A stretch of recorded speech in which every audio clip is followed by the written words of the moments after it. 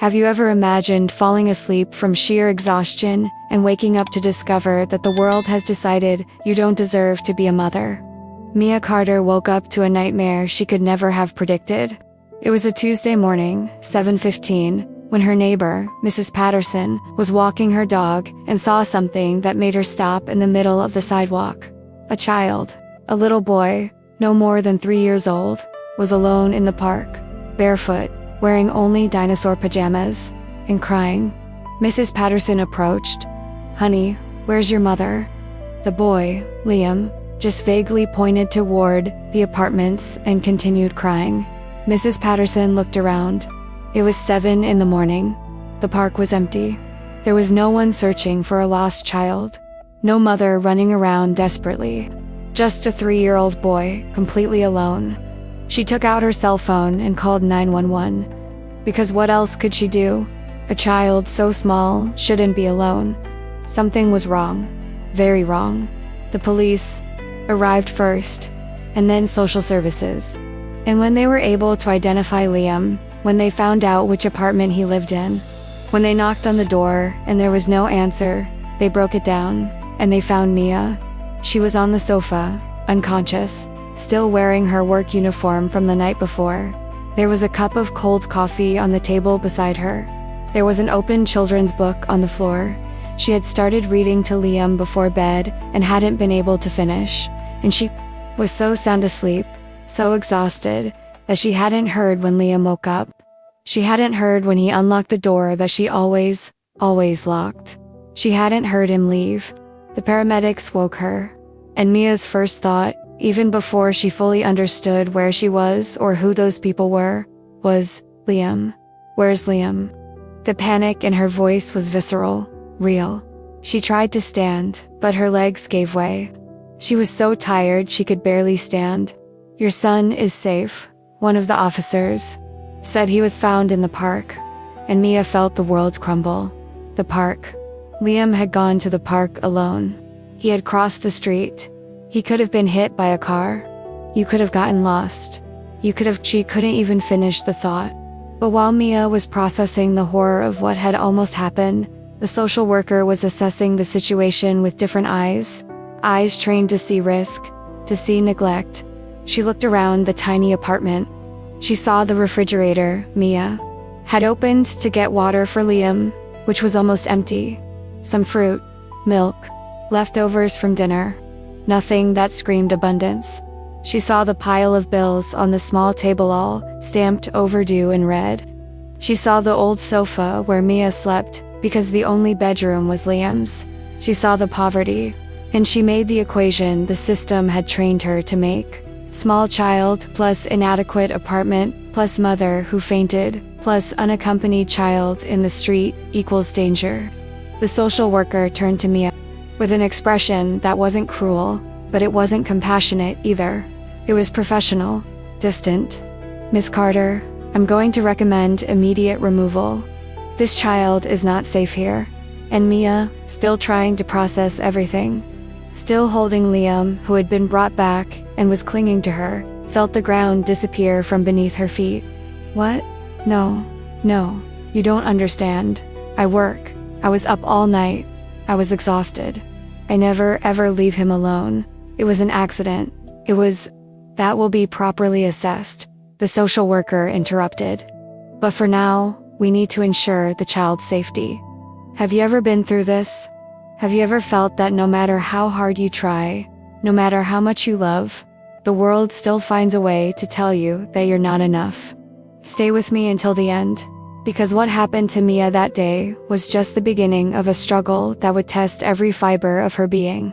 A struggle where she not only faced the system, but faced the very definition of who deserves to be a mother and who doesn't. And in a city where no one knew her story, where no one saw how many hours she worked or how much she sacrificed, Mia was completely alone, or at least, she thought she was. Because there was someone who had answered that call in the park. Someone who had found Liam first. Someone who had seen not just a lonely child, but a loved child. And that someone was about to become the only person standing between Mia and the loss of everything that mattered. That someone was Sheriff Ryan Keller. He had been the first to answer the call about the missing child.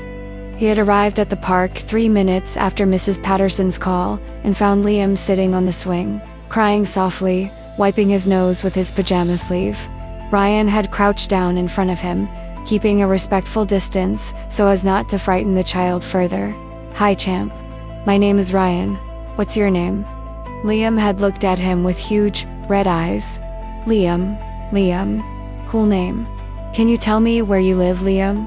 And the boy had vaguely pointed to the apartments.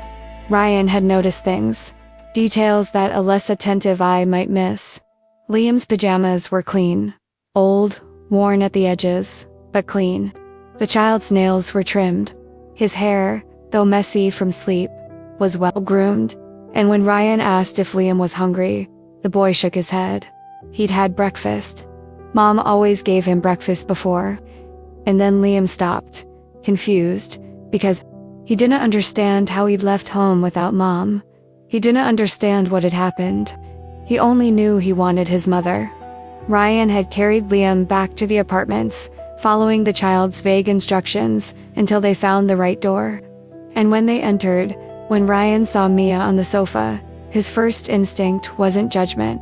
It was concern, because he recognized it. He recognized extreme exhaustion. His own mother had been like that when he was a child, working double, sometimes triple shifts, sleeping, sitting up because she didn't have time to lie down properly. And he remembered one time, just one time, when he was 6 years old and his mother had fallen so deeply asleep that he had managed to leave the house without her noticing. The neighbor had found him, had taken him back, and instead of calling social services, she had made coffee for his mother and offered to help with a few hours of babysitting. A small act of kindness that had saved everything. The times were different now, and Mia didn't have a kind neighbor offering help. She had a system evaluating whether she deserved to keep her son. If any of this has touched you, if you know someone who struggled to be enough while the world said they weren't, share in the comments. These stories need to be heard. Ryan had stood there while the social worker conducted the assessment. He had seen how Mia held Liam, how she cried silently, how she repeated, I'm sorry to her son who didn't understand why his mommy was so sad.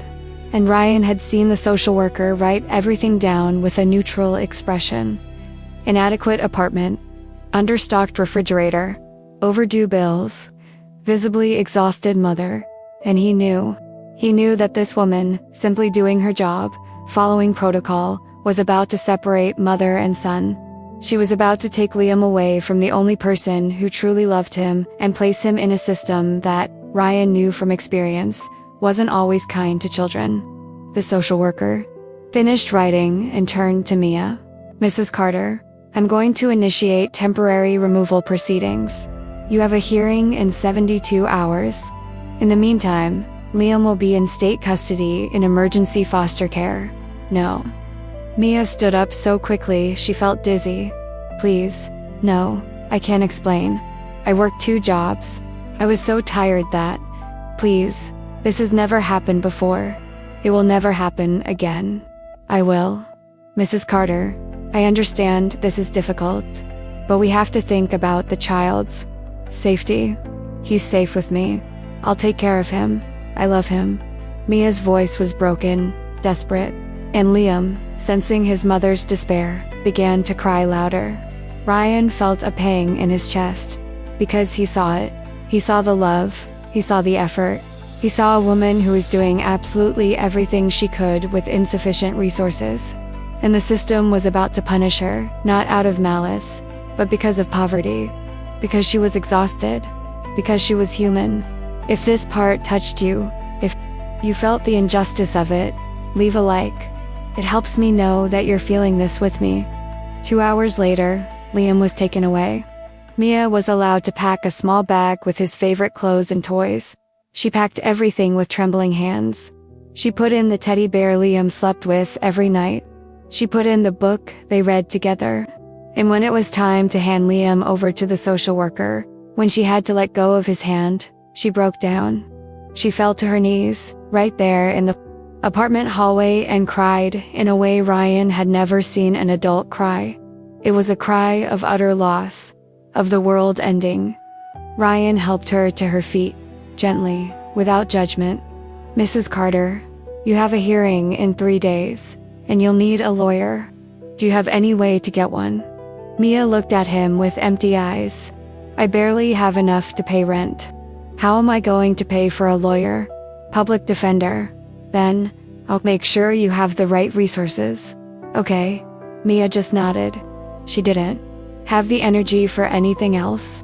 And when Ryan left, when he closed the apartment door behind him, he stood there in the hallway for a long moment, thinking, because he knew he shouldn't get involved. He knew it wasn't his problem, but he also knew that if he didn't do something, that woman would lose her son, and the son would lose his mother. And nobody would win except the system that processed cases without seeing people. If you want to hear more stories like this, stories about people fighting against systems that have failed them, about protection when no one else does, subscribe to the channel. I bring you these stories every week because they matter, because everyone deserves to have someone who believes in them. In the following days, Mia tried to function. She tried to go to work. She tried to act normal. But how do you act normal when your child has been taken from you? When you go home and his room is empty? When you prepare dinner and automatically set 2 plates? Before remembering he's not there, Mia was breaking down. And there was no one to pick up the pieces. No one except a sheriff who couldn't stop thinking about the devastated mother and the system that was failing her so completely. And then, the night before the hearing, as Mia sat alone in the silent apartment, prepared to lose everything, she heard a knock at the door. And when she opened it, she found Ryan Keller standing there, holding a folder of documents with a determined expression. And he said something that would change everything. Now, I want to delve even deeper into this subject. Because understanding who Mia really was before that terrible morning is to understand why what happened to her was so profoundly unfair. Mia Carter was 26 years old, but she seemed to carry the weight of decades. Not in the lines of her face, she still had that youthfulness, that chronological age guaranteed. But in her eyes, there was a weariness that came from years of struggling alone. From years of being everything to someone without having anyone to be anything to her. She had been raising Liam completely alone since the day she took the pregnancy test and saw those 2 lines. Liam technically had a father. A man named Marcus, who had promised things when they were together. Who had said he wanted a future with her. But when Mia told him about the pregnancy, when she showed him the test with trembling hands and hopeful eyes, Marcus had turned pale. He had made excuses. "I'm not ready for this. We're too young. I can't do this now." And then, 3 days later, he had disappeared. He moved to another city. He blocked her number. He vanished as if he had never existed. As if the baby growing inside her wasn't also his responsibility. Mia had considered options. All of them. She sat alone in that tiny apartment, the same one where she still lived, the same one Liam had left alone in, thought about the future. She had no family. She had grown up in foster care. She had been moved from home to home from the age of 7 to 18, never staying long enough in any one place to put down roots, never being permanently adopted because she was too old, or too problematic, or simply because nobody wanted her.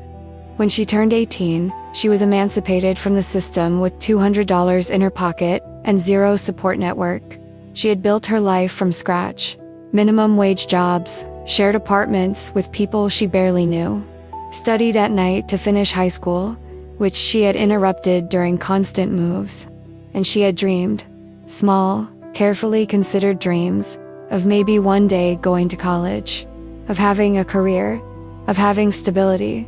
And then came the pregnancy. And Marcus disappeared, and Mia had to decide. She chose Liam.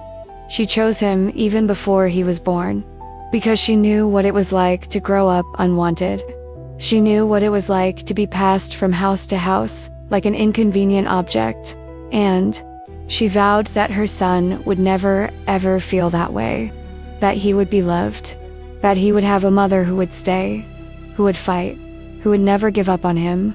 And for 3 years, she had kept that promise with a determination bordering on the superhuman. Mia's journey as a single mother began before Liam was born. She worked until her 8th month of pregnancy. She saved every penny. She bought baby clothes at thrift stores. She assembled a crib with parts she found at garage sales. And when Liam was born, when she held that tiny baby for the first time, when she looked into his eyes and saw absolute trust, she knew she had made the right choice. That baby was hers. He was her reason for being. And she would do anything to protect him. But protection when you have no resources is complicated. Mia went back to work 6 weeks after giving birth because she had no choice but the money from the pregnancy was gone.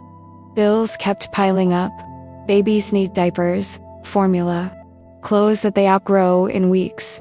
She got a job as a waitress in a local restaurant, daytime hours, decent pay with tips, but it wasn't enough. It was never enough. So she took a second job, cleaning offices at night, from 10 at night until 3 in the morning. A job nobody wants, but that pays. Mia's life's math was brutal. Job 1, 8 in the morning until 4 in the afternoon. Pick up Liam from the cheap daycare, the one she could barely afford, the one with a very high ratio of children to caregivers, but it was all that was available. Get home, make dinner, bathe Liam, read to him, put him to bed, and then, at 9:30, when another caregiver arrived, usually a neighborhood teenager, she paid $15 to sleep on the couch and be there if Liam woke up. Mia left for job number 2, clean offices until 3 in the morning. Go home, sleep 3, maybe 4 hours if she was lucky, and start all over again. Weekends, they didn't exist. She worked, always worked, because if you took a day off, you didn't earn. And if you didn't earn, you couldn't pay rent, or buy food, or pay the electricity bill. Mia's life was a constant game of financial Tetris, moving limited pieces, trying to make everything fit, knowing that one wrong piece and everything would collapse. And the impact of that on her body, on her mind, was devastating. Mia lived in a state of perpetual exhaustion. There were days when she barely remembered to eat. Days when she survived, she kept going with coffee and willpower. She had lost weight she didn't need to lose. She had permanent dark circles under her eyes. I had back pain from carrying heavy trays and scrubbing floors. But I couldn't stop. To stop meant losing everything. So she kept going. She kept going because Liam depended on her. Because she was all he had. But Mia wasn't just about survival. It wasn't just about work and exhaustion. She was still a mother. She still found moments of magic amidst the chaos. Every day, no matter how tired she was, she read to Liam before bed. Library books, because she couldn't afford to buy them. Stories of adventures and dragons and magical places. And Liam, nestled against her, listened with shining eyes. Those 20 minutes every night were sacred. It was when Mia wasn't a waitress or a cleaning lady. She was just mom. She saved every spare penny. She had a glass jar hidden at the back of the cupboard where she kept coins and, sometimes, dollar bills. She dreamed that one day she would have enough for what? She didn't even know. Maybe emergencies. Maybe her own car so she wouldn't have to depend on the bus. Maybe, if she saved for enough years, a down payment on a tiny house. Modest dreams, but dreams nonetheless. And she loved Liam with an intensity that hurt. Love wasn't a strong enough word. It was devotion. It was purpose. It was the reason she woke up every morning, even when her body begged to keep sleeping. She saw Marcus in some of Liam's gestures the way. He smiled, the curve of his nose. And instead of feeling anger, she felt gratitude, because that boy was a miracle. He was pure light in a world that had been dark for her for so long. That morning, the morning Liam went out alone, Mia wasn't negligent. She was human to human. She'd worked a double shift the day before because a colleague was absent and her boss had begged her to cover, and she needed the extra hours. She'd arrived home at 5 in the morning. She'd checked on Liam asleep. She'd thrown herself onto the sofa, intending to rest for just an hour before he woke up, and she'd passed out. Exhaustion had finally won. And during that precious hour, when she slept more soundly than she'd in weeks, Liam woke up. He unlocked the door, something he'd never done before, but that 3-year-olds are surprisingly capable of when determined, and he left. The transformation that was about to happen in Mia's life wasn't fair, because the system was going to punish her not out of malice, not out of cruelty, not out of lack of love. It was going to punish her for being poor, for being exhausted, for not having a support network, for being human in an impossible situation. And the devastating truth was that if Mia were rich, if she had resources, that same morning would have been treated completely differently. The nanny would have been blamed. The family would have been understanding. Social services would never have been called, because wealth buys compassion. It buys the benefit of the doubt. It buys second chances. But Mia had no wealth. She only had a fierce love for her son and a determination to do whatever it took. And now, the system was saying that wasn't enough, that she wasn't enough. And it was about to take away the only thing that truly mattered. It was about to break not only Mia's life, but the promise she had made to Liam when he was born, that he would always have a mother who stayed, that he would never be abandoned, that he would be loved. Comment below. When being poor is treated as being negligent, is true justice still possible? Now I want to delve even deeper into this subject. Because what happened to Mia in the hours and days following that morning wasn't just a case of social services doing their job. It was a systematic collapse of everything that should have protected her. It was a brutal demonstration of how, when you have no power, no voice, no resources, the world doesn't give you the benefit of the doubt, it judges you. And that judgment came from all sides. It started with the neighbors.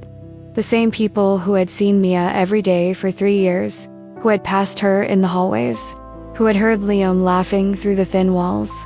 People who had never, not once, offered help, never said, "Do you need anything?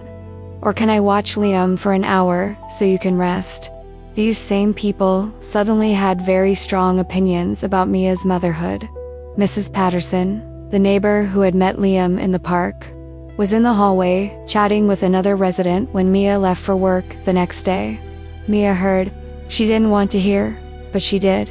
"I always thought she didn't take good care of that child," Mrs. Patterson was saying. "Always working, never home. A child that age needs a present mother." And the other neighbor agreed. "I know.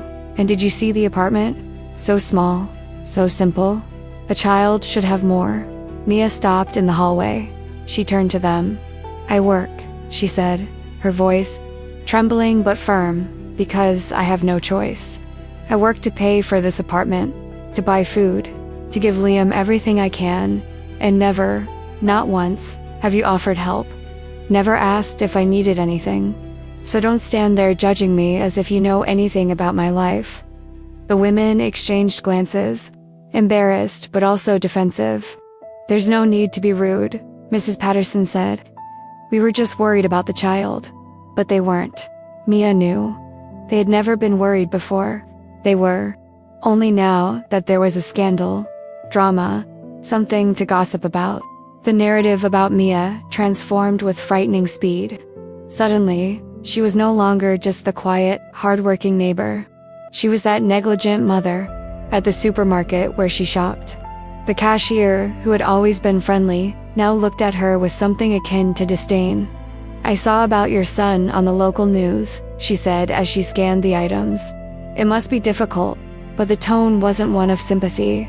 It was one of thinly veiled judgment. Mia picked up her bags and left without answering. Because what could she say? How do you defend yourself against an accusation that was never explicitly made but is in every look, every whisper?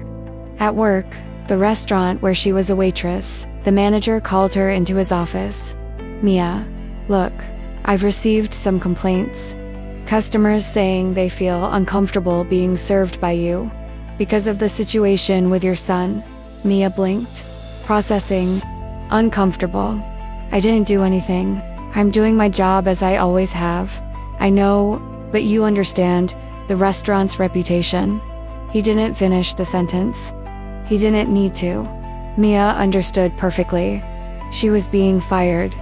Not officially. He said it was a temporary suspension until things calmed down. But they both knew the truth. The impact of losing that job was devastating. Because Mia lived on the financial edge. Losing a source of income meant not being able to pay rent. It meant not being able to buy food. It meant a downward spiral that would only prove the point social services was making. That she couldn't adequately provide for Liam. It was a vicious cycle, perfect and cruel. And then there was the social worker. A woman named Karen Delgado, in her early 40s, 20 years working in social services, and 20 years seeing horrific things. Truly abused children. Children neglected to the point of being in mortal danger. Children sleeping in homes with drugs and violence. Karen had seen it all. And after 2 decades, seeing the worst of humanity, she had developed something that many social workers develop: burnout. And with burnout came simplification, came checklists. Because processing cases with nuance, with compassion, with attention to the specific details of each situation, that requires emotional energy that Karen simply no longer had. So when Karen looked at Mia's case, she didn't see a struggling mother. She saw a checklist. Small apartment. Check. Mia lived in a 1-bedroom apartment where she slept on the couch to give the room to Liam. Check. Low income. Mia worked 2 minimum wage jobs and still could barely pay bills. Check. Single mother without support. No family, no close friends, no one to call in an emergency. Check. Child found unaccompanied in a potentially dangerous situation. Liam was found alone in the park, barefoot. He could have been run over. Check. In Karen's mind, the conclusion was removal. Because the checklist said removal. Because protocol said removal. Because in 20 years of doing this, Karen had learned that following protocol kept you safe, protected you from lawsuits, allowed you to sleep at night knowing you had done the right procedure. So she didn't even consider alternatives. She didn't even ask, Mia, do you have someone who can help? Do you need resources? Are there programs we can connect you with before taking the drastic measure of separating mother and child? No one asked those questions. No one inquired about context. No one asked why Mia was so exhausted. No one looked back at the previous 3 years where Liam had been well cared for, loved, protected. No one considered that morning an aberration, not the norm. Because the system wasn't made for nuance. It wasn't made to see people as complete individuals with complex circumstances. It was made to process cases, to move paperwork, to check boxes. And Mia was just another number in an endless pile. The most painful revelation for Mia was realizing that no one was truly trying to help her. Everyone was just going through the motions. The public defender assigned to her showed up 10 minutes before the preliminary hearing. She hadn't read the case completely. She didn't know the details. She just said, "Look, it's going to be difficult. They have a strong case. The child was found alone. Your best course of action is to cooperate, show that you're working to improve conditions, and maybe in a few months, you'll regain custody." A few months. As if a few months separated from Liam meant nothing. As if a 3-year-old could understand why mommy wasn't there. At the hearing, Mia tried to explain. She tried to talk about her 2 jobs, about the exhaustion, about how that morning was a terrible exception and not the rule. But the judge, an older man with a weary expression, as if he had seen many similar cases only, looked at the documents, at Karen's report, at the photos of the small apartment, at the evidence of overdue bills. And he said, "Mrs. Carter, I understand that your situation is difficult, but my first responsibility is the safety of the child. I am ordering temporary removal for 30 days while you demonstrate the ability to provide a suitable environment. 30 days. Mia heard the words but didn't fully process them. 30 days without Liam. 30 days where he had slept in a stranger's house. 30 days where he would wonder why mommy had abandoned him. Because that's how a 3-year-old would understand it. He wouldn't understand temporary or legal process. He would only understand, mommy is gone. Mommy isn't here. And that thought, that image of Liam feeling abandoned, destroyed Mia from the inside out. Mia's journey in the following days was a descent into despair. She went to the empty house. She saw Liam's toys scattered. She saw his glass in the sink. She saw his pajamas, those same dinosaur pajamas he was wearing when he was found. And she broke down. She cried until there were no more tears. She cried until her body ached. And then, when the tears dried, she was just empty. She sat on the sofa where she slept and stared into nothingness for hours. Neighbors whispered. Work had suspended her. The system was processing her removal from Liam, and Mia had no one. Absolutely no one. She thought about giving up. She thought maybe Liam would be better off with family, who could give more. Family with 2 parents and a big house. And money for toys and proper daycare. Maybe social services were right. Maybe she wasn't enough. Maybe love wasn't enough when you didn't have resources. But then she remembered Liam's last embrace. The way he clung to her. The way he cried, "Mommy, Mommy," when he was taken away. And she knew she had to fight. Even without weapons. Even without resources. Even without hope. Because giving up on Liam would be breaking a promise she had made. And Mia didn't break promises. Not to her. Son? Now I want to delve even deeper into this subject. Because the moment Ryan Keller arrived at that park, the moment he first saw Liam, was the moment he realized something was profoundly wrong with how the system handled cases like that. Ryan was 34 years old. 12 years working in law enforcement. And he had seen many neglected children. He knew exactly what they looked like. He knew the signs. And when he knelt down in front of Liam in that park, when he really looked at that 3-year-old boy, he didn't see any of those signs. Liam was scared. He was crying. He was barefoot and wearing only pajamas. But Ryan noticed things most people wouldn't. The pajamas were clean. Old, faded from many washes, but clean.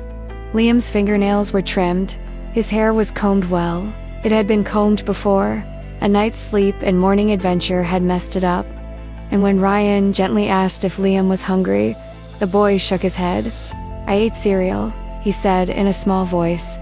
"Mom always gives me breakfast." Ryan felt a pang in his chest. Because those details told a story. They told the story of a child who was cared for, who had routines, who was fed regularly enough not to be desperately hungry at 7 in the morning. Truly neglected children Ryan had seen in previous cases weren't like that. They were dirty. They had torn or ill-fitting clothes. They were constantly hungry. They were afraid of adults. Liam was afraid of the situation being lost, not knowing where his mother was, but he wasn't afraid of Ryan. He wasn't afraid of adults in general, which usually meant he wasn't abused. Ryan's understanding of the case changed right there. Even before he met Mia. Even before he saw the apartment. Just looking at Liam and seeing a beloved child who had gotten himself into a dangerous situation, but who wasn't living in constant danger. There was a difference. A crucial difference. And Ryan knew that this difference mattered. Or should matter. When they arrived. At the apartment, when Ryan opened the door and saw Mia on the sofa, his first reaction wasn't judgment. It was recognition. Because he'd seen it before. His own mother had been like that when he was a child. Sharon Keller had raised Ryan alone after his father left when Ryan was 4. She had worked 2, sometimes 3 jobs. He had slept on the sofa because the only room was Ryan's. He had lived in perpetual exhaustion, always on the edge, always struggling. Ryan remembered nights when she came home from work so tired she could barely speak. He remembered waking up and finding her asleep, sitting at the kitchen table, still in her work uniform, because she had fallen asleep before she could get to the sofa. And he remembered one time, just one time, when he was 6 years old, when something similar had happened. His mother had worked a double shift. She had arrived home at 5 in the morning. She had fallen asleep on the sofa, and Ryan, waking up early as children do, had decided to go to the neighbor's house to play. He had gone out alone. The neighbor, an elderly lady named Mrs. Chen, had found him.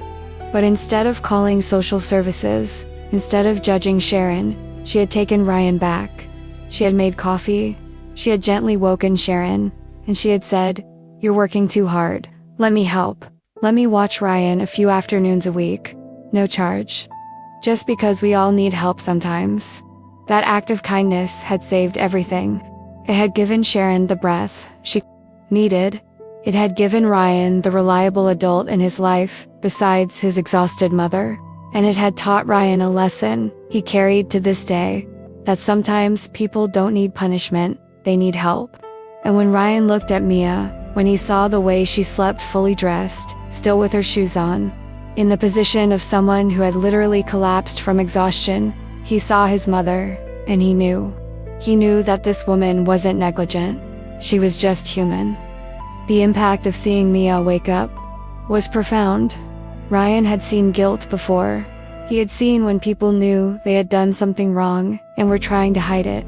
Mia showed none of that. She showed confusion. And then, when he explained that Liam had been found in the park, she showed absolute terror. Not terror of being caught, genuine terror for her son. She tried to stand and her legs gave way. She was so exhausted she could barely stand.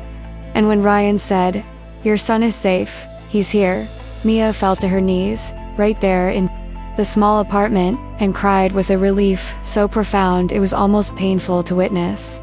"My baby," she sobbed. "Where's my baby? Is he okay? Is he hurt?" She wasn't defending herself. She wasn't making excuses. She was just desperate to know Liam was safe. And Ryan, holding Liam, who was starting to cry to it seeing his mother so distressed, said gently, "He's okay. He's not hurt. Just scared." And he handed the boy to Mia, and he saw how she held him, how she inspected every part of him, looking for injuries, how she covered his face with kisses, how she whispered, "I'm sorry, I'm sorry, I'm sorry," repeatedly. That moment defined everything for Ryan, because he wasn't seeing neglect, he was seeing love. Deep, protective, and fierce love. He was seeing a mother who had made a terrible mistake that could have cost her dearly, but who clearly loved her son more than anything. And then social services arrived, and Ryan watched Karen Delgado conduct the assessment. He saw how she looked around the apartment with clinical eyes, how she noted every negative detail: small apartment, empty refrigerator, overdue bills. And Ryan saw how she didn't note anything positive. She didn't note that the child was clean, that the apartment, though small and poor, was organized, that there were children's books stacked next to the sofa, that there were children's drawings on the refrigerator, that there was obvious love between mother and son. Ryan tried to intervene. "Excuse me, I'd like to add a few observations to the report." Karen looked at him with an expression that made it clear she thought he was being intrusive. "Sheriff Keller, I appreciate your input, but I have protocols to follow. I understand. But shouldn't protocol include context? Mrs. Carter works 2 jobs. She was exhausted from double shifts. The child shows no signs of chronic neglect or abuse. The child was found unaccompanied in a public area. That's supervised neglect. It was a one-off mistake. It happens, even with parents who have resources." Karen closed the clipboard. "Sheriff, I understand you want to help, but my job is to protect the child. And based on what I see here, the child is not in a safe environment." Ryan felt frustration growing, because he knew Karen was wrong. Not technically, as Liam had gone out alone, which was dangerous. But contextually, humanly, she was completely wrong. Mia wasn't a threat to Liam. Poverty wasn't abuse. Exhaustion wasn't neglect. But he also knew he had no authority to stop what was about to happen. It wasn't his business. It wasn't his jurisdiction. All he could do was watch and witness. Ryan's journey in the following days was filled with growing unease about what was happening. He couldn't stop thinking about Mia, about her face when Liam was taken away, about the silent crying she didn't try to hide. He couldn't stop thinking about Liam, about how the child didn't understand what was happening, and he couldn't stop thinking about his own mother and how, if it weren't for Mrs. Chen, for a kind neighbor who decided to help instead of judging, he could have been that child. He could have been taken from the only person who truly loved him. So Ryan did something he technically shouldn't have done. He took a copy of Karen's report.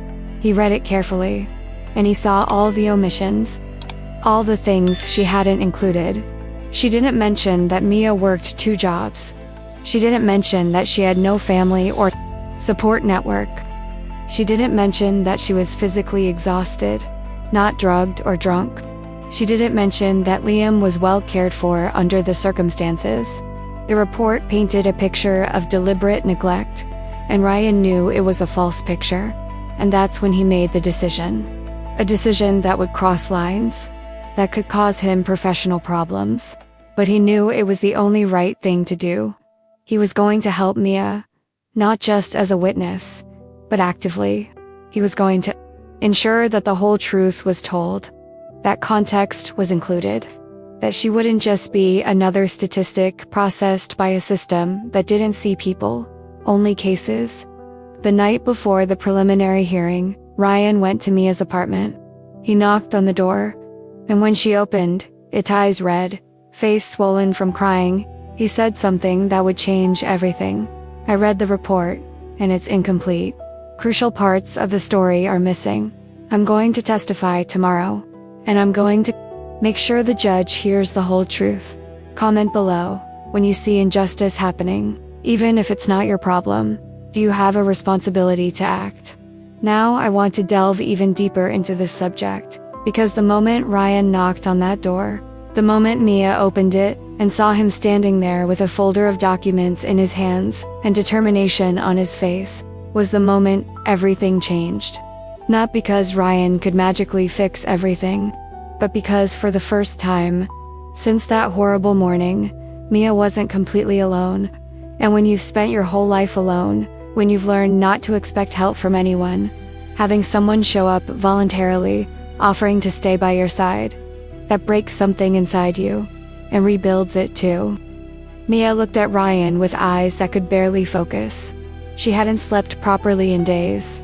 She hadn't eaten properly. She was operating in pure fear and despair. "Sheriff Keller," she said, her voice hoarse. "What? Why? Are you here?" Ryan didn't answer immediately. He just looked at her, really looked, and saw the state she was in. Saw how she had lost weight she shouldn't have lost. Saw the dark circles under her eyes that were almost purple. Saw her trembling hands, and felt something tighten in his chest. Because this wasn't neglect. This was a mother, destroyed by the loss of her son. "May I come in?" he asked gently. Mia hesitated. Not because she was afraid of him, but because the apartment was a mess. Because she was ashamed. Because everything was falling apart and she didn't want anyone else to see. But eventually she nodded and stepped away from the door. Ryan entered the small space, and immediately saw what she was ashamed to show. The apartment was in silent despair. Liam's clothes were still scattered. Toys he had left behind were still where they had fallen. His bed, a small mattress in the only bedroom still, had crumpled sheets from when he last slept there. Mia hadn't been able to touch anything. She couldn't tidy up, because tidying up would mean accepting that he wasn't coming back. Ryan saw all of this and understood. He didn't say anything about the mess. He just put the folder on the coffee table and turned to Mia. "I read the social services report. The report that will be presented at the hearing tomorrow. And it's incomplete. It's wrong in crucial aspects." Mia blinked. "Wrong how?" "They didn't mention that you worked 2 jobs. That you were working a double shift that night. That you have no family or support network. That you were physically exhausted, Not drunk, just exhausted. That Liam was clean, well-fed under the circumstances, clearly loved. The transformation on Mia's face was gradual. Confusion at first. Why would he care? Why would he have read the report so carefully? And then something resembling hope. Dangerous, fragile hope. But the judge has already decided. I have 48 hours to provide adequate housing and demonstrate stable income and arrange appropriate care. Her voice broke. How do I do that in 2 days? I barely have money for food. How do I get a better apartment? How do I get a better job when I've just been suspended? How do I? She couldn't finish. She just covered her face with her hands. Ryan took a step toward her. Not too close. He didn't want to invade her personal space, but close enough for her to feel his presence. Mia, I can't promise I'll change the outcome tomorrow, but I can guarantee the whole truth will be told. I will testify, and I will make it clear that what happened was the mistake of an exhausted mother, not the negligence of a mother who doesn't care. I will make it clear that you need help, not punishment. He paused, and after the hearing, regardless of the outcome, I will help you get these things. Better housing, a stable job, whatever you need. Mia lowered her hands. She looked at him with an expression that was half disbelief, half desperation to believe. Why? She asked. Why would you do this? You don't know me. I'm nothing to you. And Ryan could have given a simple answer.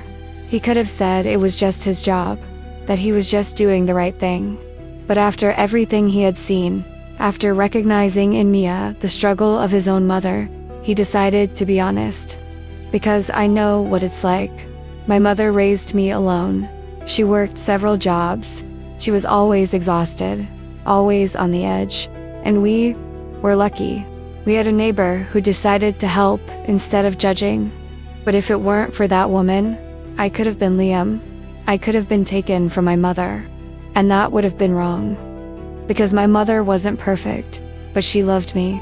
Just like you love Liam. The revelation created something between them. It created a connection.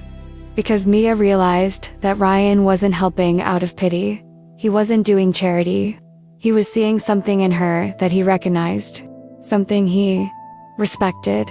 Thank you, she whispered. And that word carried the weight of everything she couldn't express. Gratitude, relief, fragile hope. Ryan simply nodded. Tomorrow at the hearing, be honest. Tell your story. Don't hide the struggle. Don't hide the exhaustion. Let them see you as human, not as a statistic. He looked around the apartment, and then, we'll figure out the next steps. Together. The hearing took place the following morning. Mia entered the courtroom with trembling legs. She had tried to get herself together. She had washed her face. She had combed her hair. She had put on the most presentable clothes she had. But none of that hid the trauma of the last few days. She looked exactly what she was, a woman on the verge of collapse. The public defender sat next to her. Karen Delgado was on the other side of the room, with an organized file and a professional expression. And Ryan was in the back seats, waiting to be called as a witness. The judge entered. Everyone stood, and then it began. Karen presented first. She read her report. She described the morning Liam was found. She described the conditions of the apartment, the insufficient income, the lack of a support network. And she concluded, based on all the factors, I recommend temporary removal while the mother demonstrates the ability to provide a safe and stable environment. It was all very professional, very distant. Mia was just a case, just a number. And then it was Mia's turn. The public defender asked basic questions. Name, age, employment status. Mia answered mechanically. But when the judge asked Ms. Carter, do you understand the gravity of what happened? Your son could have been seriously injured. Something broke. Mia didn't respond with a carefully rehearsed excuse. She responded with raw truth. I understand completely. And I've lived with this terror every day since it happened. I work 2 jobs because I have no choice. I work to pay rent, to buy food, to give my son everything I can. That morning, I had worked a double shift. I was so exhausted that I passed out. I didn't hear when Liam left, and that haunts me. She paused. Tears began to fall, but she didn't wipe them away. But I love my son more than anything in this world. He's the reason I wake up every morning. He's the reason I work until I can't stand anymore. And yes, I made a terrible mistake. But one mistake doesn't erase 3 years of love. It doesn't erase all the nights I read to him even when I was too exhausted to see the words. It doesn't erase all the times I went hungry to make sure he ate. I'm not a perfect mother, but I'm his mother. And he needs me as much as I need him. The impact of those words was palpable. Because it wasn't legal defense, it was human truth. And then Ryan was called. He stood up, went to the front, and took the oath. And when he began to speak, he didn't just confirm facts. He painted the complete picture. When I found Liam in the park, my first observation was that he was well cared for, clean, fed. He showed no signs of chronic neglect. When I went to the apartment and met Mrs. Carter, I saw a mother in extreme physical exhaustion. I saw no evidence of drugs or alcohol. I saw evidence of exhausting work. He looked directly at the judge. I saw a mother who needs resources and support. I didn't see a mother who needs to have her child removed. The judge listened to everything. And then he made a decision that shattered Mia even while offering a glimmer of hope. I will order a temporary removal for 30 days. During this time, Ms. Carter will demonstrate improvements in housing conditions and financial stability. She will have supervised visits twice a week, 30 days. It wasn't forever. But for a mother being separated from her 3-year-old son, 30 days was an eternity. Now I want to delve even deeper into this matter, because the 30 days the judge ordered weren't just a period of time. They were a countdown. They were an impossible deadline placed on a mother who was already at her breaking point. And what Mia didn't know, what no one had told her yet, was that the clock wasn't just ticking towards reunification. It was ticking towards something far worse. It was ticking towards permanent loss. The first visit with Liam was scheduled for 3 days after the hearing. 3 days that felt like years. Mia spent that time in a state of agonizing waiting. She couldn't sleep. She couldn't eat. She just existed, waiting for those 2 hours that would allow her to see her son. Ryan had shown up on the second day, bringing groceries she hadn't asked for but desperately needed. And when he saw her state, saw how she was practically transparent from being so pale, so exhausted, he said something that scared her. "Mia, you need to eat, you need to sleep. Because when you see Liam, he's going to need you to be strong. He won't understand why you look so different." Mia knew Ryan was right. But how can you be strong when everything inside you is broken? How can you sleep when every time you close your eyes, you see your son's crying face as he's taken away? Even so, she tried. She ate a few spoonfuls of what Ryan brought. She slept for a few restless hours. And when the day of the visit arrived, she carefully prepared herself. She washed her hair. She put on the shirt Liam always said he liked, the blue one with the sparkly buttons. She tried to hide the trauma on her face with makeup that didn't help. Much the visit was to a social services office. A small room with old toys and a supervisor sitting in the corner with a clipboard. Mia arrived 15 minutes early and waited. Every minute was torture. And then the door opened, and Liam came in. He was wearing clothes Mia didn't recognize, new, clearly expensive. His hair was different, styled in a way she never did. And for a terrible second, Mia thought he wouldn't recognize her. That 3 days had been enough for him to forget. But then, Liam saw her, and his whole face lit up. "Mommy?" He ran, little legs moving as fast as they could. And he threw himself into her arms with such force that he almost knocked her over. Mia caught him, pressed him against her chest, and felt something inside her break and rearrange itself at the same time. "Hi, my love," she whispered, burying her face in his hair, breathing in his scent, which, even after only 3 days, was already different.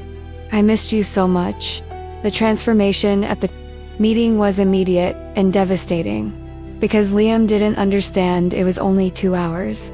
He didn't understand that at the end of that time, he would have to leave again. He thought he was going home.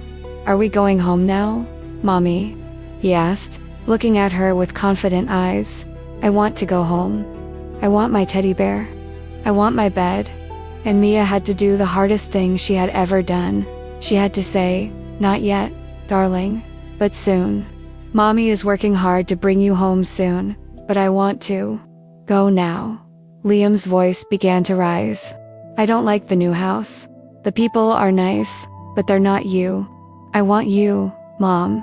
He started to cry.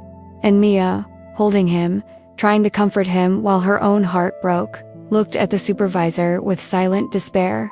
But the woman just wrote something on the clipboard. Observing, judging. Mia spent those 2 hours trying to make Liam feel better. They played with old toys. She read to him a book that was in the living room, not their favorite, and when it was time to leave, when the supervisor said time's up, Liam clung to Mia as if his life depended on it. No, Mommy, no, don't leave me, please. He was screaming now, small hands clutching her shirt, and Mia, trying to be strong, trying not to fall apart in front of him, said in a breaking voice, I love you so much, and I'll see you again in a few days, I promise. But promises meant nothing to a 3-year-old who only understood that Mommy was leaving again. The supervisor had to physically separate Liam from Mia. She had to carry him while he writhed and cried, and Mia had to stand there, watching her son being taken away, hearing his screams echoing in the hallway. She left that visit completely broken. She couldn't drive right away. She just sat in the car in the parking lot and cried until there were no more tears. And when she finally managed to drive, when she got home, Ryan was waiting. He didn't say anything. He just opened his arms. And Mia, who had spent her whole life not accepting comfort from anyone, stepped into that embrace and let someone hold her while she fell apart. But the worst was yet to come. 2 days later, Mia received a call from Karen Delgado. Mrs. Carter, I need to inform you of something. The temporary foster family that is taking care of Liam. They have filed a request to be considered for permanent adoption if you are unable to meet the requirements within the next 30 days. Mia felt her world stop. What? But it's only 30 days. I'll manage. I'll improve everything. I understand, but they have the right to express interest. And honestly, Mrs. Carter, they are an ideal family. Married for 10 years, owns their own home, stable income. They always wanted a child and can't have one biologically. They already love Liam. The impact of those words was physical. Mia had to sit down. They can't just take my son away. He's mine. If you can't demonstrate significant improvement, the court will consider the child's best interests. And a family with resources will always seem like a better option than a single mother struggling financially. Karen paused. I'm not trying to be cruel. I'm being honest. You have 30 days to completely transform your life. And if you can't, you could lose Liam permanently. Mia hung up and immediately called Ryan. He answered on the second ring. Mia, what happened? They're going to take him away from me, permanently. The foster family wants him, and if I can't get a better apartment and a better job and prove I'm good enough in 30 days. She couldn't finish. I'll be right there, Ryan said. And he was at her door 20 minutes later. The revelation of the permanent threat changed everything. Because it was no longer about temporary reunification. It was about permanent custody. It was about Mia potentially losing Liam forever. And the family that wanted to adopt him wasn't bad. They were good people with good intentions who genuinely cared about Liam. But they weren't Mia. They weren't his mother. And Liam didn't want them, no matter how good they were. He wanted Mommy. But the system didn't ask a 3-year-old what she wanted. It asked what was best for her. And on paper, a family with resources always seemed better than a struggling mother. Ryan saw the panic on Mia's face, and he made a decision. We're going to do this. 28. Dazuv already lost 28 days to get a better apartment, a stable job, to prove you can provide. It's tight. It's almost impossible. But it's not completely impossible. He pulled out his notebook. We're going to make a plan, step by step, and I'll help with each one. Why are you doing this? Mia asked, for the second time. But this time, there was something different about the question. There was recognition that Ryan was going beyond duty. He was getting personally involved. He was risking something. Because it's the right thing to do, Ryan said. But they both knew there was more. There was a connection growing between them. Not romance, not yet.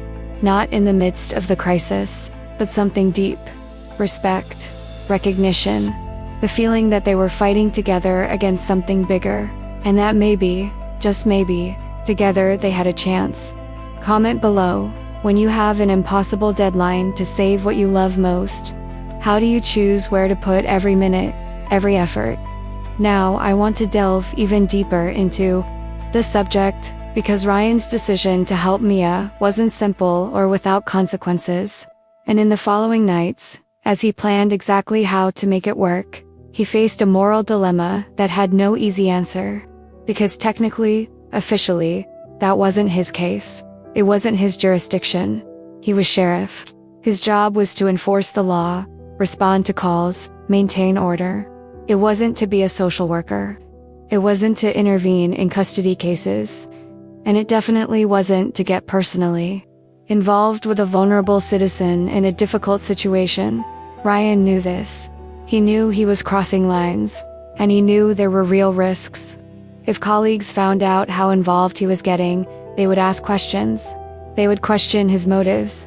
And in a small town where everyone knows everyone, where rumors spread faster than facts, it wouldn't take long for people to start speculating, to decide that maybe there was something inappropriate going on between the sheriff and the desperate single mother. Ryan wasn't naive. He knew what these things looked like, and he knew that even the appearance of impropriety could destroy a reputation. It could cost him his job. It could make it impossible to help Mia in any way. But every time he thought about backing down, every time he considered just letting the system run its course and hoping Mia could manage on her own, he remembered. He remembered his own childhood. He remembered his mother, Sharon, and those memories weren't abstract or distant. They were vivid. They were visceral. They were part of who he was. Sharon Keller was 23 when her husband left. Ryan was 4. And suddenly she was alone with a young child, with no formal education beyond high school. No specialized skills, no support network, because her family had distanced themselves when she married against their wishes. Ryan's mother's journey had been brutal. She had worked wherever she could, cleaning, waitressing, cashiering, anything that paid and allowed flexible hours to be with Ryan when possible. Ryan remembered waking up many mornings to find her asleep at the kitchen table, still dressed in her work uniform, papers scattered around bills. She was trying to figure out how to pay. He remembered dinners that were just rice and beans, because that was all they had. He remembered never having new toys. Everything was thrifted, donated, or borrowed. But Ryan also remembered love. He remembered how, no matter how tired Sharon was, she always read to him before bed. Always. Even if her voice was hoarse with exhaustion. Even if her eyes could barely focus on the words, she read. And those 20 minutes every night were sacred. It was when Ryan felt completely safe, completely loved. It was when he knew that no matter how hard things got, he had a mother who would never give up on him. And then, when Ryan was 6, came that morning. The morning that could have changed everything. Sharon had worked double shifts all day at the restaurant, and then all night cleaning offices. She had arrived home at 6 in the morning. She had checked on Ryan sound asleep, and she had thrown herself onto the sofa, planning to rest for just an hour before he woke up. But exhaustion had won. She had fallen so deeply asleep that when Ryan woke up at 7, when he decided to go out to play in the neighbor's yard without waking his mother, she didn't hear him. The neighbor, Mrs. Chen, had found Ryan. She had seen a 6-year-old child alone. and she had a choice. She could have called the authorities. She could have reported it. She could have initiated a process that potentially would have taken Ryan away from Sharon. But she didn't. Instead, she took Ryan back home. She knocked on the door until Sharon woke up. And when Sharon opened, it's absolute panic on her face as she realized Ryan had left. Mrs. Chen didn't judge. She didn't accuse. She simply said, "You're working too hard. You need help. Let me help." The transformation that act of kindness created was immense. Mrs. Chen began spending some afternoons with Ryan a few days a week, without charging, simply because she saw his mother struggling and wanted to help. And that gave Sharon the breathing room she needed. It allowed her to quit one of her jobs and focus on a single, better job. It allowed her to sleep a little more. It allowed her to be a more present mother. And Ryan never forgot. He never forgot that small act of compassion had saved his family. And now, looking at Mia, Ryan saw his mother. He saw the same struggle, the same exhaustion, the same fierce love for her child. The difference: Mia didn't have Mrs. Chen. She didn't have a kind neighbor. She didn't have anyone offering help. She only had the system punishing her for being human. And Ryan couldn't accept that. He couldn't turn his back, knowing that he could be to Mia what Mrs. Chen was to Sharon. It could be the difference between a child growing up with a mother who loves her or a child being taken away and placed in the system. But the impact of doing so, the potential consequences, weighed on him. Ryan had a meeting with his deputy, Marcus, a few days after he began helping Mia. They were reviewing cases when Marcus casually said, "I heard you testified in that social services case, the one about the child who was found in the park." Ryan tensed slightly. "Yes, I testified about what I observed at the scene, and now I hear you're helping the mother. Looking for a job for her?" Marcus wasn't accusing, but he was questioning. "I'm connecting her with resources. It's part of community service." "Ryan, you know you need to be careful about these things. People talk. What if they start thinking you're too involved, that there's something personal?" Marcus left the sentence hanging. Ryan knew what he was saying. He knew what people would think. "There's nothing inappropriate happening. I'm just helping someone who needs it. I believe you. But you need to ask yourself, is it worth risking your reputation, your job, for someone you barely know?" And that was the central question. That was the decision Ryan had to make. He thought about it for days. He weighed his options. He could back down. He could connect Mia with appropriate agencies and let professionals handle it. It would be a safe option, an option that would protect him from any accusation of impropriety. But he also knew, based on years of seeing how the system worked, that those agencies were overwhelmed, that Mia would be just another number, that she probably wouldn't get help in time, that she would probably lose Liam. He could follow protocol, or he could make a real difference, but he couldn't do both. Ryan made a decision one night, sitting alone in his apartment. He thought about Sharon. He thought about Mrs. Chen. He thought about Mia and Liam, and he realized something. Reputation and work were important, but in the end, when he looked back on his life, he wouldn't want to remember the times he followed rules to protect himself. He would want to remember the times he made a difference, the times he chose to help, even when it was risky. So he decided, I will continue helping, no matter what happens. The next day, he was at Mia's apartment, helping her list potential jobs, when she asked, "Ryan, why are you really doing this? And don't just tell me because it's the right thing to do. There has to be more to it." Ryan stopped. He looked at her and he decided to be completely honest. "Because when I was 6 years old, my mother was exactly where you are now, exhausted, struggling, on the edge. And if it weren't for a kind woman who decided to help instead of judging, I could have been taken from her, and that would have been wrong. Because my mother wasn't perfect, but she was my mother. And she loved me, just like you love Liam." He paused. "And because I see strength in you that most people don't see. I see a mother who works herself to exhaustion to give her son the best life possible. I see a person who deserves help, not punishment. And if I can be the difference between you keeping Liam or losing him, then it doesn't matter what it costs. It doesn't matter what people say. It's worth it." Mia looked at him, her eyes filled with tears. "And if people think, if they start saying things about why you're helping me, then I'll deal with it. Because I know the truth. You know the truth. And in the end, that's what matters." And at that moment, something changed between them. It wasn't romance, not yet. But it was profound recognition. It was gratitude. It was the beginning of a bond that went beyond sheriff and citizen. It was two people who had decided to fight together against a system that fails the most vulnerable people. It was a partnership built on mutual respect and shared purpose. And it was, although neither of them was ready to admit it, the beginning of something deeper. Now, I want to delve even deeper into this subject, because the 28-day journey that Mia and Ryan began together wasn't just about getting a better job or a bigger apartment. It was about transformation. It was about Mia learning that accepting help isn't weakness. And it was about Ryan discovering that getting involved, really getting involved, with someone he was helping changed everything. Because it wasn't abstract anymore. It wasn't a case anymore. It was a person. It was Mia. She was becoming important in ways he hadn't planned. Ryan started by using his connections.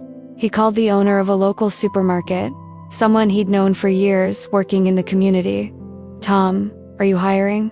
I know someone, hardworking, reliable, just needs a chance." Tom hesitated. "Ryan, I heard about that woman, the one who lost custody of her son. People talk without knowing the whole story. She's not negligent. She's an overworked mother who made a human error. And she deserves a second chance." There was a pause. "If you're asking, Ryan, I'll trust you. Tell her to come in tomorrow." When Ryan told Mia that he had gotten her an interview at a supermarket, 8 to 5, Monday to Friday, with a salary almost double what she earned as a waitress, she didn't believe him. How did you do that? I know people. And you deserve the chance. But Mia, you'll have to convince them. I can open the door, but you have to walk through it." And she did. She went to the interview with the resume Ryan helped her put together. She answered questions honestly, and she got the job. She would start the following Monday. A job, normal hours, decent pay. For the first time in 3 years, Mia would have something resembling stability. But a job was only the first part. She needed better housing. The tiny apartment where she lived wouldn't be considered adequate by the court. Ryan spent the weekend with her looking for options. They visited 6 different apartments.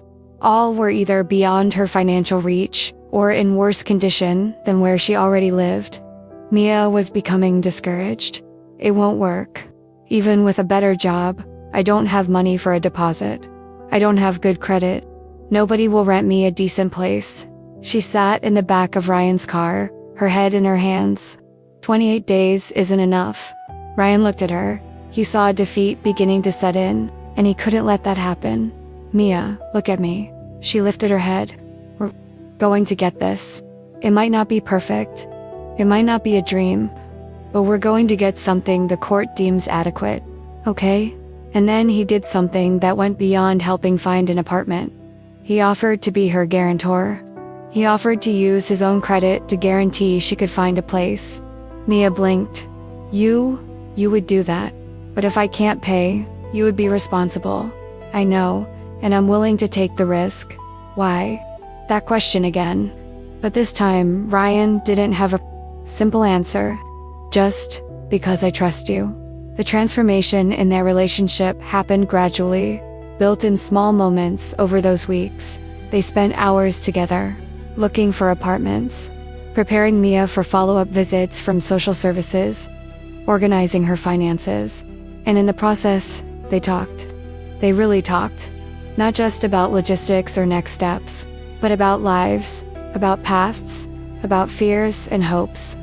One night, they were sitting in Mia's old apartment, surrounded by papers, budgets, leases, checklists of what she needed to show the court.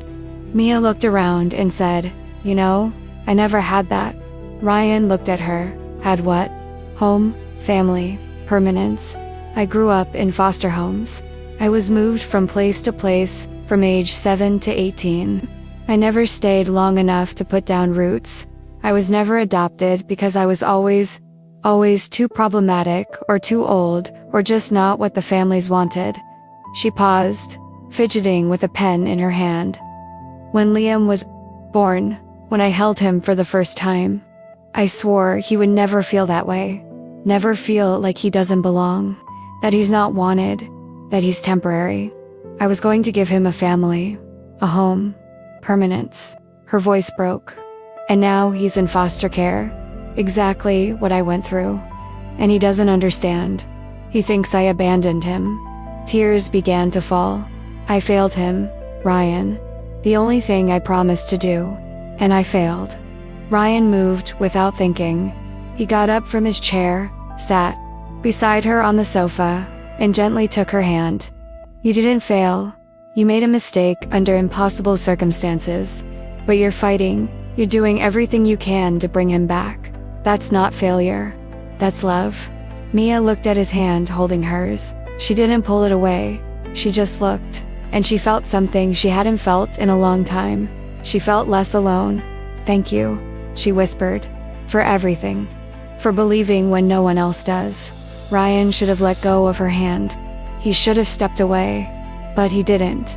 He just stayed there, holding it, offering silent comfort. And they both felt it. They felt a connection that went beyond sheriff helping a citizen. But neither of them said anything. Because it wasn't the right time. Because Mia was too vulnerable. Because Ryan was in a position of power. Because acting on any nascent feelings would be inappropriate. So they just stayed there. Hands connected, shared silence. And eventually, Ryan gently let go and returned to his chair. The impact of those accumulated moments was profound. Ryan began to share more about his own life as well. One afternoon, driving to see another apartment, he said, "My mother died 5 years ago. Cancer." Mia looked at him. "I'm so sorry. She fought for 18 months, and in the end, she made me promise something. Made me promise that I would wear the badge to protect people, not to have power, but to be the protection she needed when she was young and fighting." He paused. "I think about that every time I wear my uniform.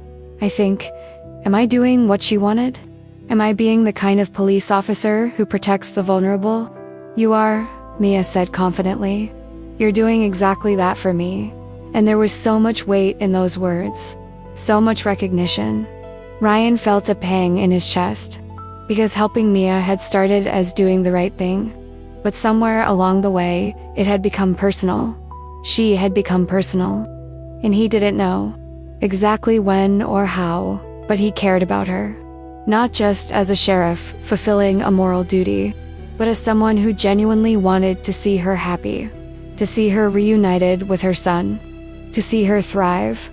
There were moments of lightness too. Small windows of normalcy amidst the chaos. Once, while looking for an apartment, they stopped for a quick lunch. Simple, fast food. And while they ate, Mia made Ryan laugh with a story about Liam deciding he wanted to be a dinosaur when he grew up. Not a paleontologist. A real dinosaur. He walked on all fours and roared for a whole week. Ryan laughed. A genuine laugh. And Mia realized it was the first time in weeks that she had laughed too. That she had thought of Liam and felt something beyond pain. She felt happy, longing, a good memory. And that small moment of lightness was a gift. Their journey together created a rhythm. Ryan would show up every morning before work to have coffee with Mia and review the day's next steps. He would show up at night to see how the interview or follow-up visit had gone. And Mia, who had spent her whole life not depending on anyone, began to depend on him. Not financially, she always refused money when he offered, but emotionally. He had become her anchor, someone who believed in her when she doubted, who saw strength when she saw only flaws. And Ryan changed. He became more invested, not just in Mia's case, but in Mia as a person. He started noticing little things. How she always ordered her coffee without sugar. How she bit her lip when she was thinking. How her eyes lit up when she talked about Liam. How strong she was in ways most people would never see. And he began to admire her, not with pity, but with genuine respect. There was a moment, about 15 days into the process, when they were assembling furniture in the new apartment she had finally managed to rent. Ryan was helping assemble Liam's bed when he came home, and Mia was organizing children's books on the small bookshelf.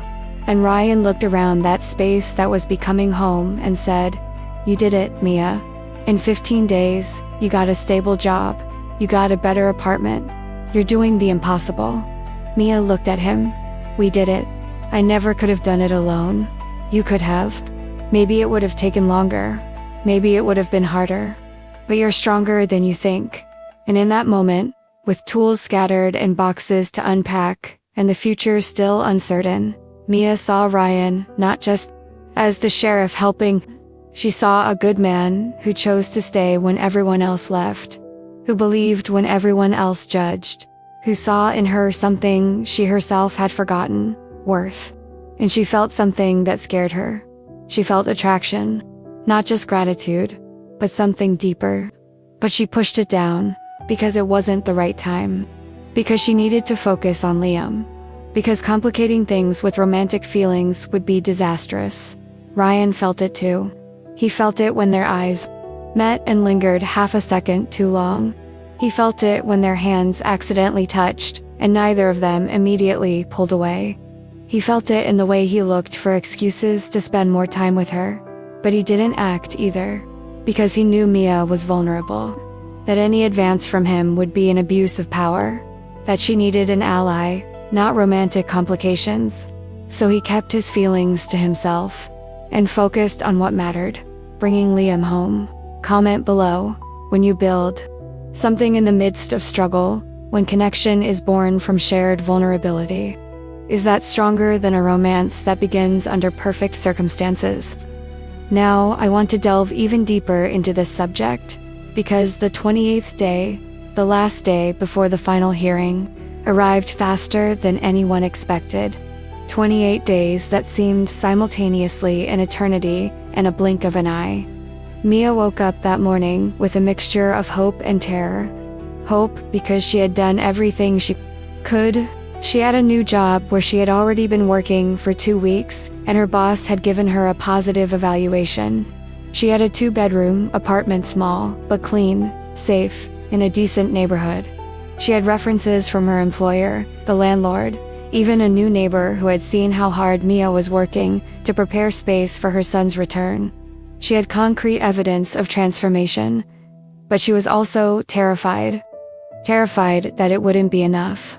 That the judge would look at everything she had accomplished in 28 days and still decide that an adoptive family with their own home, 2 fathers, and abundant financial resources was a better option.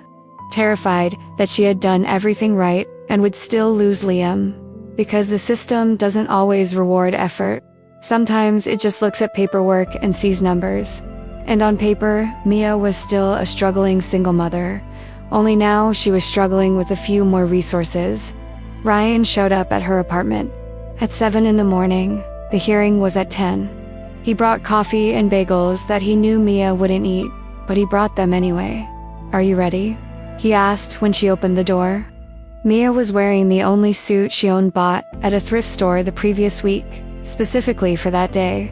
Her hair was tied back. No makeup because she didn't trust her own hands to apply it without trembling. "No," she said honestly, "but we're going to do it anyway." The transformation in Mia over those 28 days had been visible. She was still thin, still had dark circles under her eyes, but there was something different in her eyes. It wasn't just exhaustion and despair anymore. There was determination. There was purpose. There was a spark of hope that hadn't been there before, and Ryan saw it. He saw how she had grown, how she had fought, how she had refused to give up even when everything seemed impossible, and he felt pride. Not condescending pride, but genuine pride in witnessing someone's strength. They arrived at the courthouse 20 minutes early. They sat on the benches outside the room. They waited, and in that silence, Mia said something she had been holding back. "Ryan, no matter what happens today, thank you. For everything. For believing in me when no one else did. For helping me when there was no reason to help. For making me believe I was worth the fight." Ryan looked at her, and he wanted to say so many things. He wanted to say that she had always been worth it. He wanted to say that helping her wasn't a sacrifice, it was a privilege. He wanted to say that she had become important to him in ways that went beyond a case or a duty. But he didn't say any of that. Just, "You deserve to have your son back, and we're going to make it happen." The hearing began. The courtroom was fuller this time. Mia was on one side with the public defender. Karen Delgado was on the other, representing social services. And in the back, sitting together, were the Mitchells, the foster family, who had cared for Liam and wanted to adopt him permanently. Mia glanced at them briefly. They didn't seem bad. They seemed like good people. People who genuinely cared about Liam. And that made everything more difficult, because they weren't villains. They were just people who wanted a child and saw an opportunity. Karen presented first. Her report this time was different. It acknowledged improvements Mia had made. A new, stable job, adequate housing, a clear demonstration of commitment. However, Karen said, "I also need to present that the adoptive family has filed a petition for permanent adoption. The Mitchells are an established family that can provide immediate stability and resources that Mrs. Carter, despite her commendable efforts, still struggles to provide at the same level." Those words hurt, because they were true. Mia couldn't compete financially. She never could. All she had was love, and she prayed that it would be enough. Then it was the defense's turn. The public defender called witnesses. She called Mia's boss, who spoke about her work ethic, how she was never late, how reliable she was. She called the landlord, who confirmed that Mia paid her rent on time, that she kept her apartment clean, that she had prepared a room specifically for a child. And then she called Ryan. And when Ryan went up to the witness stand for the second time in that case, he had something different in his hands. He had a folder with complete documentation of everything Mia had accomplished in 28 days. "Sheriff Keller," the defense attorney began, "you testified at the initial hearing. Did you keep track of Ms. Carter's progress?" "Yes." "And what did you observe?" Ryan opened the file, and meticulously, professionally, presented evidence. Pay stubs showing stable employment, a suitable apartment rental contract, photos of Liam's room, bed made, toys organized, books on the shelf, letters of reference.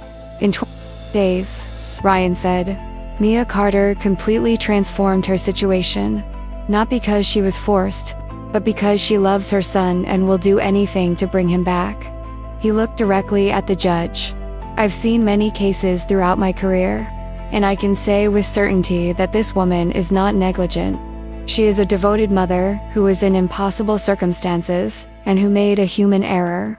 She deserves her son back, and Liam deserves to be with the mother who loves him unconditionally."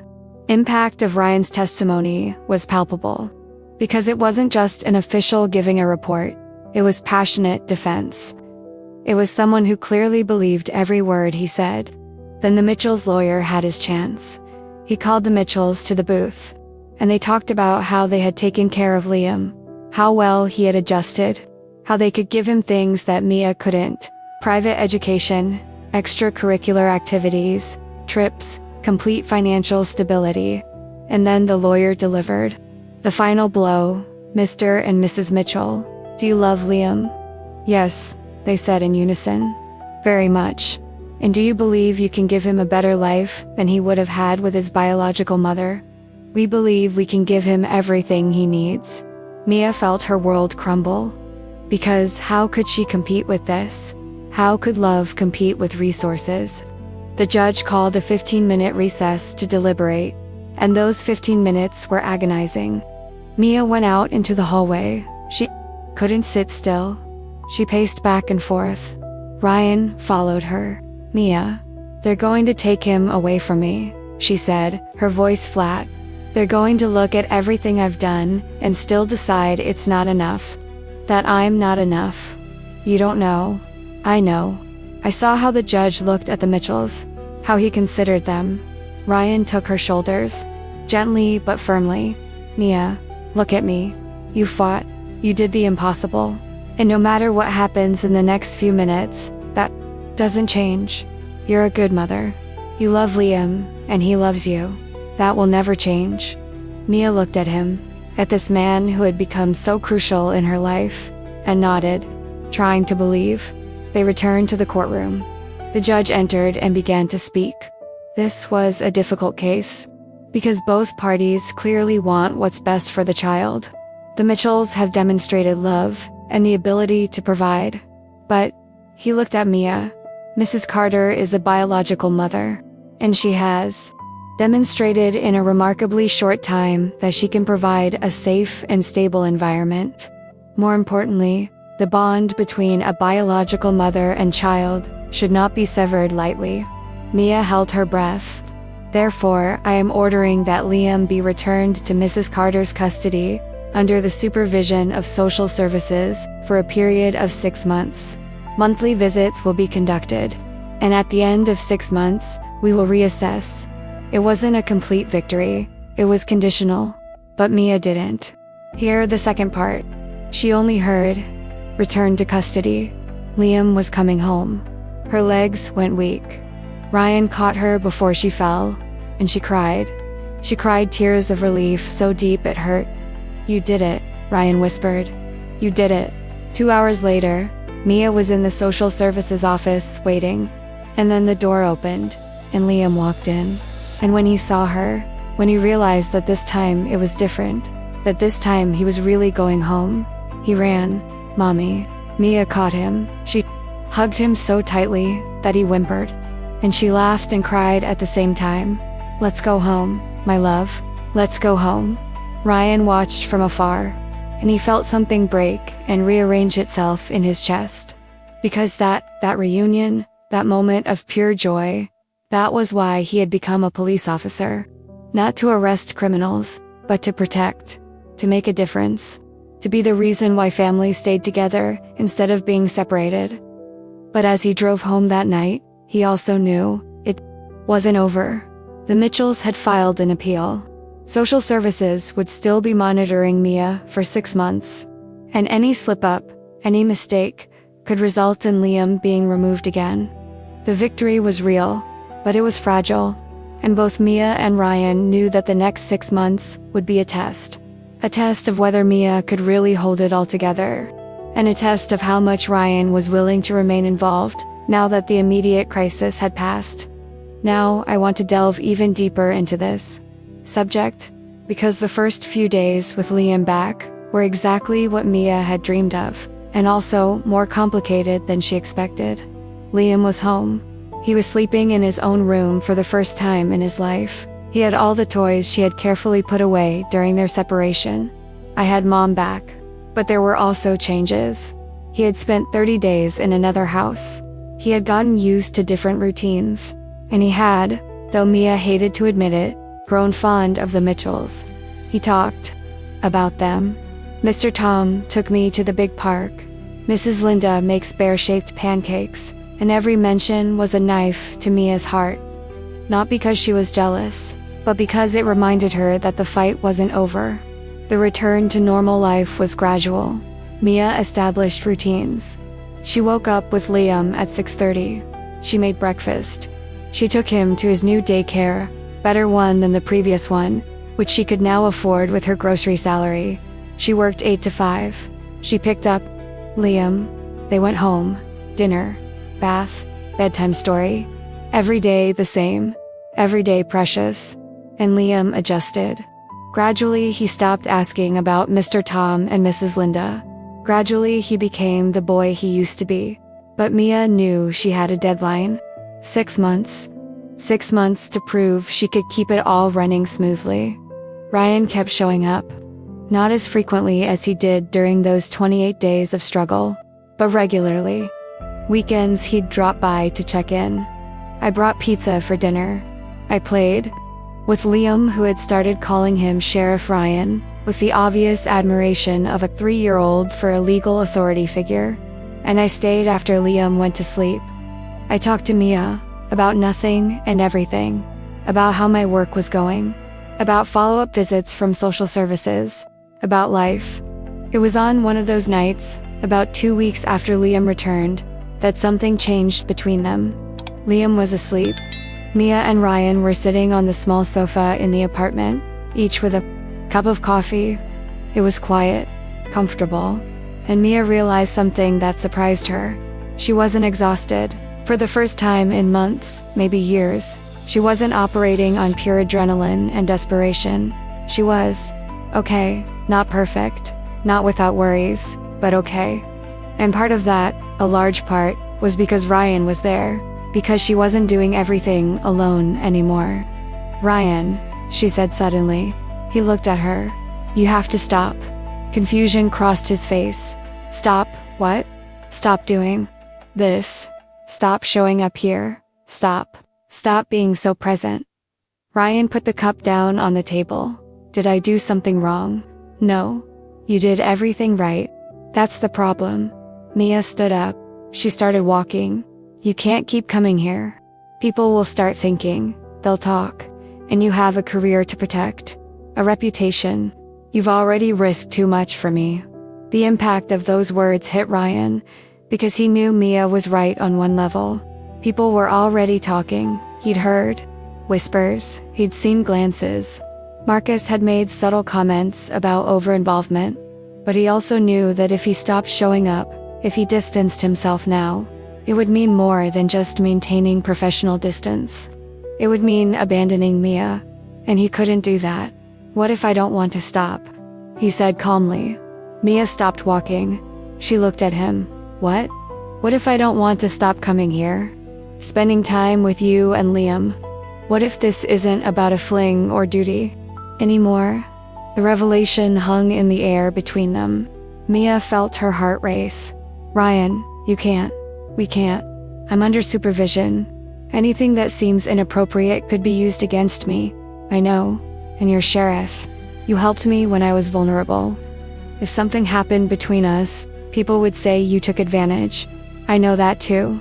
Ryan stood up. He walked toward her, not too close, but close enough for her to feel his presence. "Mia, I've spent the last few months telling myself I was helping you because it was the right thing to do, because I saw my mother in you, because the system failed. And all of that is true. But somewhere along the way, it stopped being just about that." He paused, choosing his words carefully. "You've become important to me. Not as a fling. Not as a liability. As a person. As someone I deeply admire. And I know the timing is awful. I know you need to focus on Liam. I know anything between us would complicate everything. But I also know I can't pretend I don't feel." Mia looked at him, at this man who had saved everything, and felt tears burning. "I feel it too," she admitted, "and it terrifies me. Because I can't afford to feel. I can't afford distractions. I can't risk anything that might cost Liam." "I know," Ryan said. "And I'm not asking for anything. I'm not asking you to act on it. I just needed you to know that this isn't one-sided. That when you look at me and feel, I don't know what you feel. You're not alone in this." The brutal honesty created something between them. It didn't solve anything. It didn't change circumstances. But it created understanding. They felt something for each other. But they couldn't act on it. Not now. Maybe never. But at least they knew. The following weeks were strange. Ryan kept showing up, but there was a new tension. Awareness. Every time their hands accidentally touched, they both felt electricity. Every time their eyes met, there was an acknowledgement of something.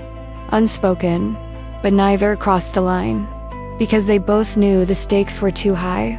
Liam came first. Always. The 3-month follow-up visit was crucial. Karen Delgado showed up at the apartment unannounced. It was permitted by the supervision terms. She inspected everything. Checked the refrigerator well stocked. Checked Liam's room clean, organized, full of books and toys. Talked to Liam, happy, healthy, clearly loved, and then sat down with Mia. "You're doing well," Karen admitted. "Better than I expected, honestly." Mia felt relieved. "Thank you. But I need to ask about something. There have been remarks about Sheriff Keller visiting frequently." Mia hesitated. "He's a friend. He helped us during the transition.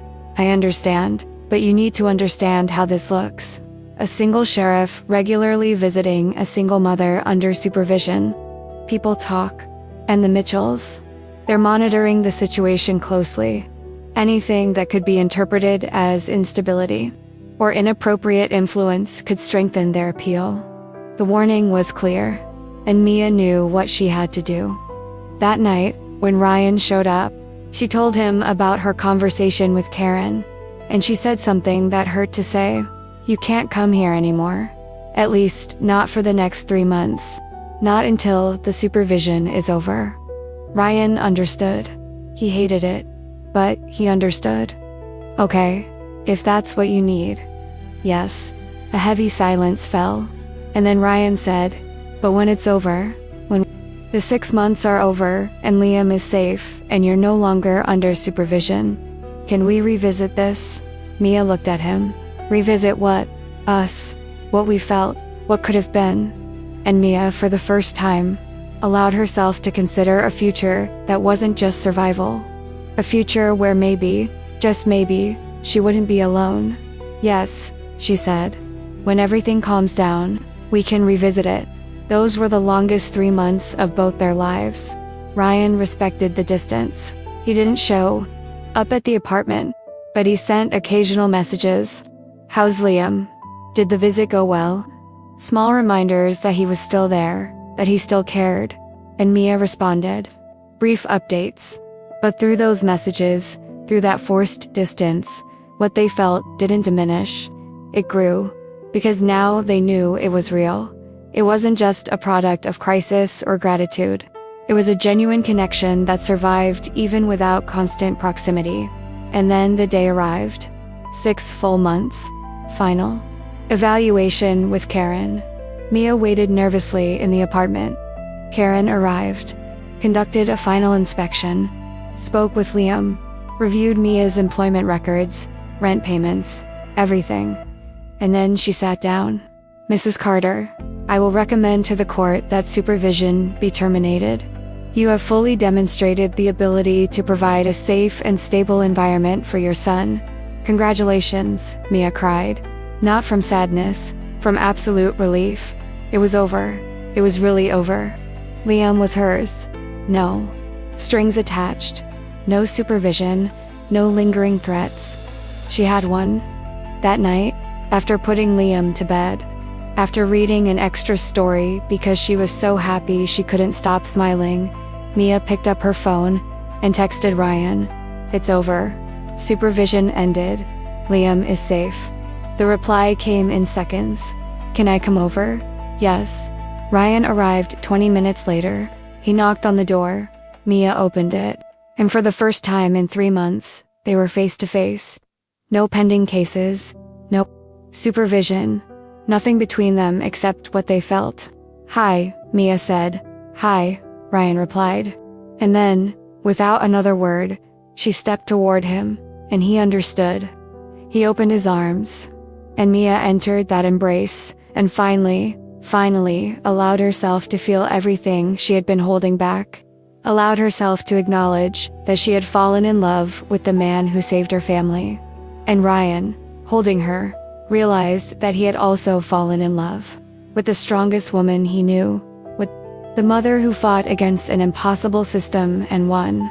And for the first time, they didn't have to hide or deny or distance themselves. They could just be. And this is where their journey ends, for now. Not because the story is over. Stories like this never truly end neatly and completely. They continue. They evolve. Mia still has challenges ahead. Raising Liam alone will never be easy, even with better resources than she had before. She will still have difficult days. She will still worry. She will still struggle. But now she knows something she didn't know 6 months ago. She knows she's not alone. That she has someone who sees strength in her when the world sees only weakness. That she has someone willing to stay when everyone else has left. And Ryan learned that sometimes doing the right thing means risking everything. It means crossing lines you shouldn't cross. It means getting involved when it would be safer to keep your distance. But he also learned that those risks, when taken for the right reasons, by the right people, are worth every consequence. Because in the end, what matters isn't how many rules you followed, it's how many lives you touched, how many people you protected, how many times you chose compassion over convenience, and what comes next for them. What about Mia and Ryan's future together?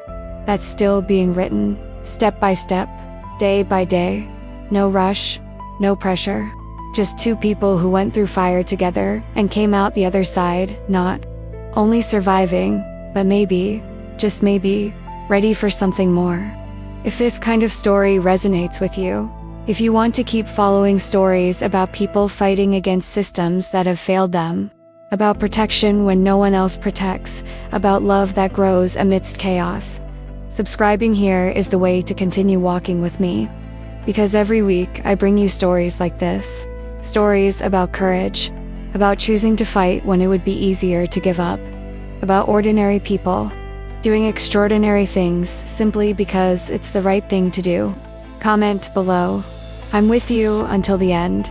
I read every comment, every word, and I want to know if Mia and Ryan resonated with you the same way they resonated with me. If you rooted for them. If you believed that sometimes one person making the right choice can change everything. And if this touched you in any way, if at any point you felt injustice or hope or relief when Liam came home, leave a like so I know. Because these stories are about connection. And the like tells me that the connection happened. That you felt what I wanted you to feel. There's a video over here that continues in the same vein. Another story about someone being unfairly judged, about a protector who chooses truth above all else, about justice being achieved even when it seems impossible. Click and follow along there, because the journey doesn't end. It just continues with new people, new challenges, but always with the same truth at its core. Everyone deserves to have someone who believes in them. Everyone deserves to fight. And sometimes, when you find the right person who sees your worth, everything changes. See you soon.